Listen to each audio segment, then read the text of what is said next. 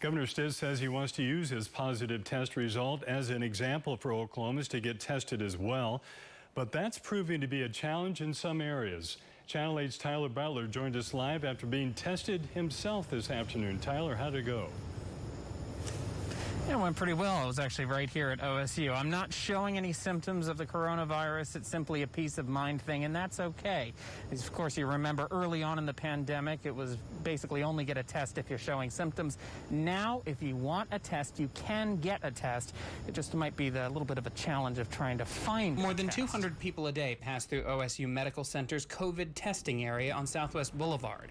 All right, so we're pulling up at the OSU testing site. Today, my wife and I were among them. Because we're both journalists, we both interact with a lot of people, so we get tested fairly regularly for exposure.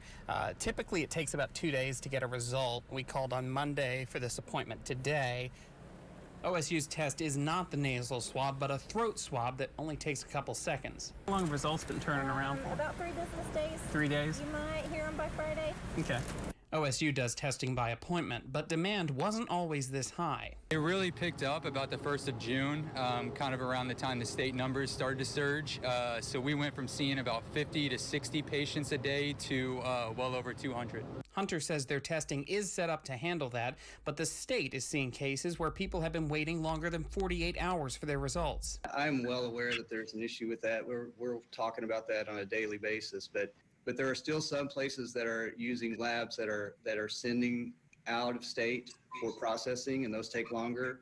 And then sometimes there's just an error in contacting those people. The lab. With testing in demand, some locations occasionally run out of tests, but OSU says you shouldn't let that stop you.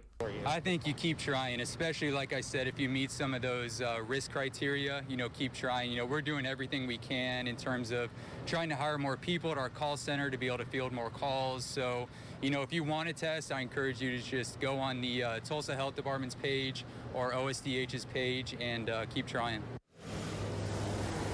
Again, OSU says they are good on testing supplies right now. The sites that he mentioned there at the end, we have those linked at KTOL.com. It has the contact details for all the testing sites in your location, so if you need to find one, you can do that.